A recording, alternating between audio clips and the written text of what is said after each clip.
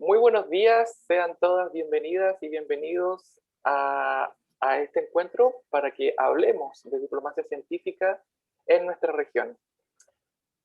Una iniciativa elaborada por Diplocientífica, la Red Latinoamericana de Diplomacia Científica, y en esta oportunidad nos acompaña la doctora Maisa Rojas. Ella obtuvo su doctorado en Ciencias Atmosféricas por la Universidad de Oxford y actualmente es profesora de la Universidad de Chile, además de directora del Centro de Ciencia del Clima y la Resiliencia. Recordemos también que Maisa fue coordinadora científica de la COP25 y actualmente es coordinadora líder del IPCC. Esto significa el Panel Intergubernamental sobre Cambio Climático de Naciones Unidas. Maisa, ¿cómo estás? Buenos días. Muy buenos días, gracias por la invitación a conversar. Sí, gracias a ti. Hablemos de diplomacia científica, Maisa. En primer lugar, ¿cómo definirías tú la diplomacia científica? Bueno, la diplomacia científica se refiere a la intersección entre dos áreas que tradicionalmente no parecen demasiado vinculadas, que por un lado la actividad científica y por otro lado la diplomacia y las relaciones internacionales. Pero si pensamos un poco en que siempre han existido intersecciones para poder hacer ciencia a nivel internacional. Sí, en efecto. De hecho, como tú señalas, una de las tres dimensiones de la diplomacia científica es conocida como ciencia en diplomacia. Y esta en particular se refiere a cómo la ciencia contribuye al proceso de elaboración de la política exterior.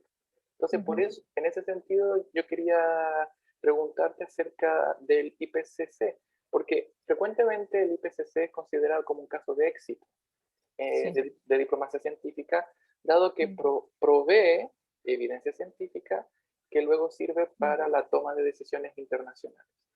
Pero a pesar de ser exitoso, eso es reconocido, yo observo dos déficits en su composición. En primer lugar, una baja participación femenina y en otro lugar, una baja participación de nuestra región, de Latinoamérica y el Caribe. Por eso cuando en el año 2020 el IPCC te seleccionó como miembro del equipo central de redacción, eso, claro, produjo mucha alegría porque tienes las dos cualidades, eres mujer y eres de la región latinoamericana y el Caribe. Sí, Entonces, sí, en efecto. Entonces, la pregunta viene en concreto es, ¿en qué medida la evidencia aportada por el IPCC la ves reflejada tú en las negociaciones internacionales sobre cambio climático? Es una pregunta que uno como científico siempre se hace cuando está detrás de estos esfuerzos. La verdad es que esta es la segunda vez que yo participo en el trabajo del IPCC. Ya fui autora en el quinto informe, que fue el que se publicó entre el 2013 y el 2014, y ahora tengo un rol de coordinadora también. Y la sensación, la sensación desde el punto de vista como científica es que hay de que tiene poca incidencia, porque bueno, las negociaciones internacionales en cambio climático, sin ser experto, uno las observa y van lento porque el cambio climático sigue ocurriendo, las emisiones no siguen bajando, entonces, conclusión, no se toman las decisiones correctas. Pero entendiendo un poco mejor el proceso, yo diría que el trabajo del IPCC es tremendamente relevante. De hecho, está detrás de cada una de las decisiones importantes del protocolo de Kioto y después muy fuertemente en el Acuerdo de París. Y pensemos ahora en esta carrera que están los países por declarar e implementar planes para ser carbono neutrales el año 2050 para limitar el calentamiento. Todo eso es resultado de los informes del IPCC. En ese sentido, información regional es tremendamente importante y es sobre todo tremendamente importante en países que tienen comunidades científicas pequeñas, países que no tienen la capacidad de hacer una evaluación completa sobre los impactos que le están ocurriendo, entender bien cuáles son las opciones de solución que tienen. Y entonces justamente para esos países los informes IPCC en alguna medida muchas veces son la única información que existe.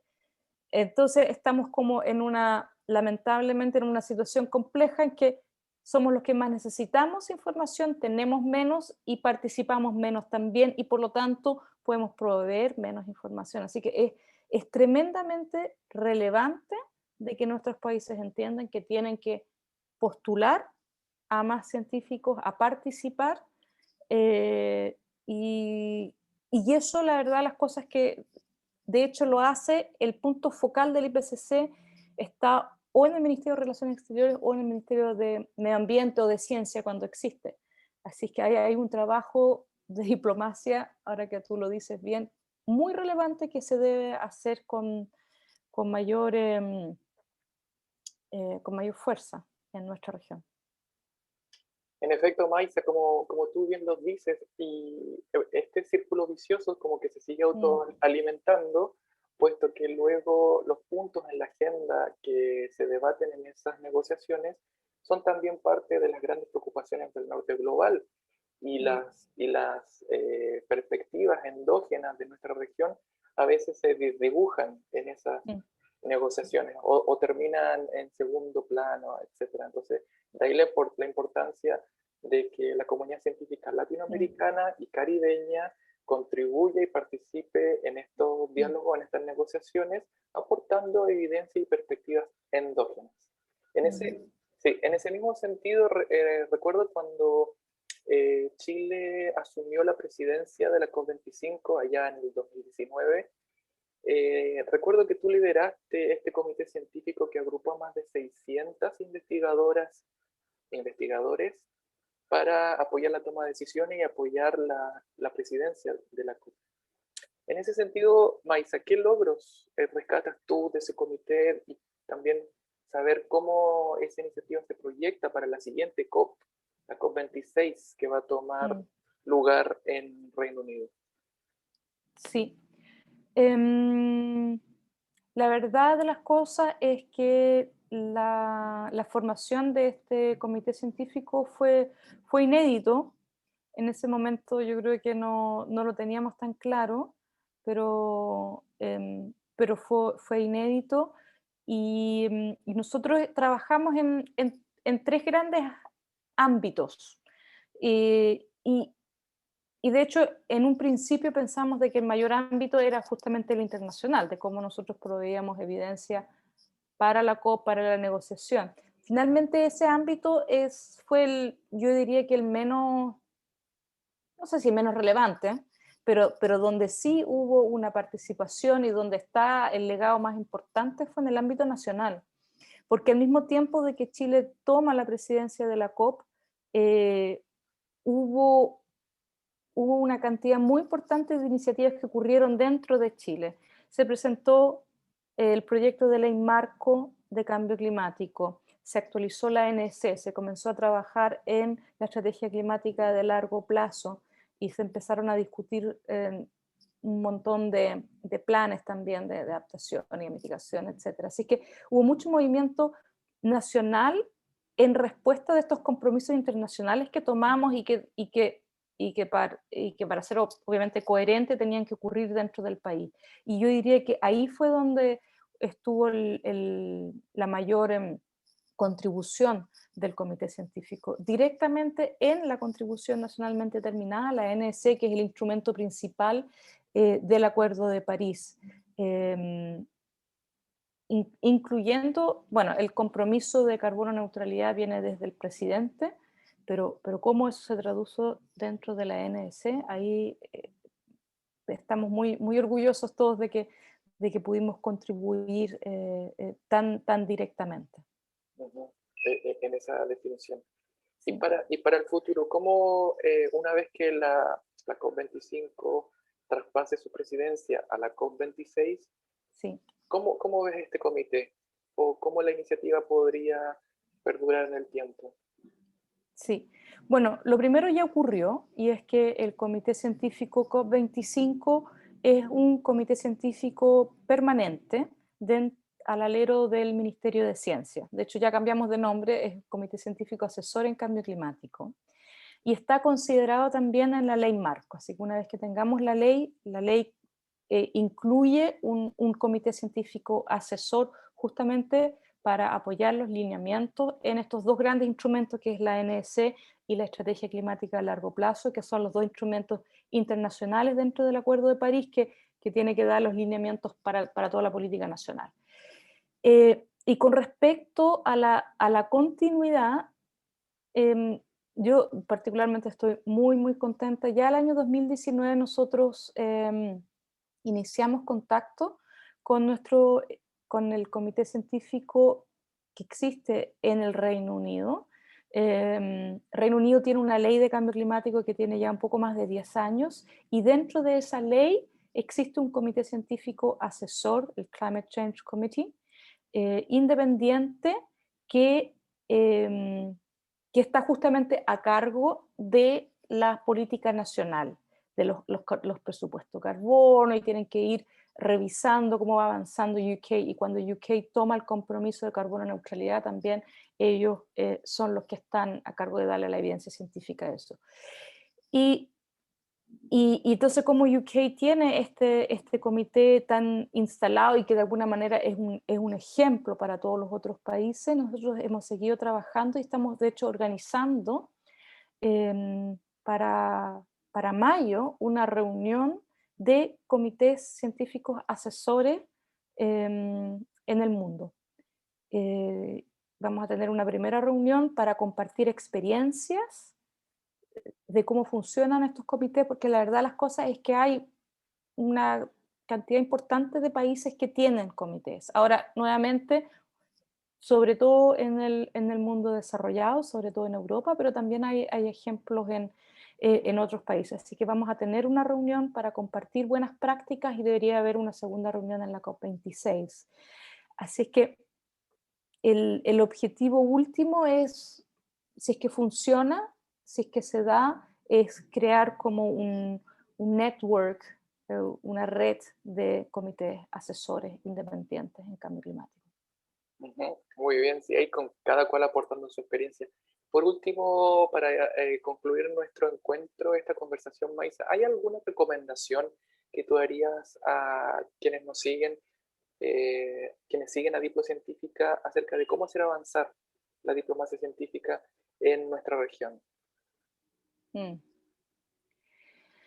A ver, no sé, no sé muy bien cómo se puede hacer avanzar. Lo que sí puedo decir es que yo me imagino que esto es general porque diplomacia científica no solamente existe para cambio climático, sino Sí. para otras áreas también, obviamente. Pero en el caso de cambio climático, el mundo entero suscribió el Acuerdo de París. El Acuerdo de París significa de que vamos a tener que transitar en los próximos 30 años a un mundo muy distinto, a un mundo en que ya no vamos a depender de los combustibles fósiles.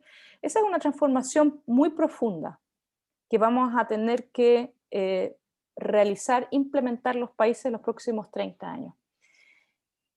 Esa trayectoria va a ser difícil de realizar y la ciencia debiera acompañar ese proceso de una manera muy cercana. Y yo creo que para lograr eso es muy importante, es relevante y es beneficioso para los países que se den una asesoría de un cuerpo independiente de los gobiernos, de los vaivenes políticos, científico, para que esa transformación pueda ser acompañada de la mejor manera de evidencia científica. Porque los cambios son grandes, son profundos y están, digamos que llenos de tropiezos. Vemos nomás la pandemia, etcétera. Entonces, yo insto a que los países se den esos espacios porque aunque uno pueda pensar de que nuestras comunidades científicas son pequeñas, si las invitamos a participar, la experiencia nuestra es que muy generosamente se han involucrado y de esa manera yo creo que se puede hacer una mejor política pública. De esa manera se puede hacer una mejor política pública. De todas maneras, bueno, y el IPCC, tanto eso como la COP25, dan cuenta de aquello. Que sea ese entonces el llamado final de esta conversación, a involucrar cada vez más las comunidades científicas locales para la elaboración de políticas públicas o de legislaciones que digan al respecto. Muchísimas gracias, doctora Rojas, una vez más por darnos este espacio en su agenda para que conversemos de estos temas. También quisiéramos agradecer a todo el equipo de Diplocientífica que hace posible estos encuentros y que hablemos de diplomacia científica en nuestra región. Si los espectadores y las espectadoras están interesados en saber más acerca de estas dos iniciativas que ha liderado la doctora Rojas, les vamos a dejar los links aquí abajo en la descripción de este video.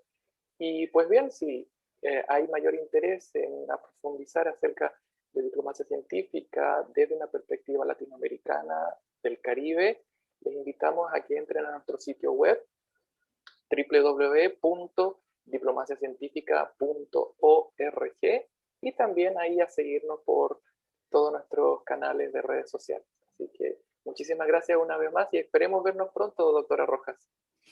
Así es. Chao, hasta la próxima. Chao.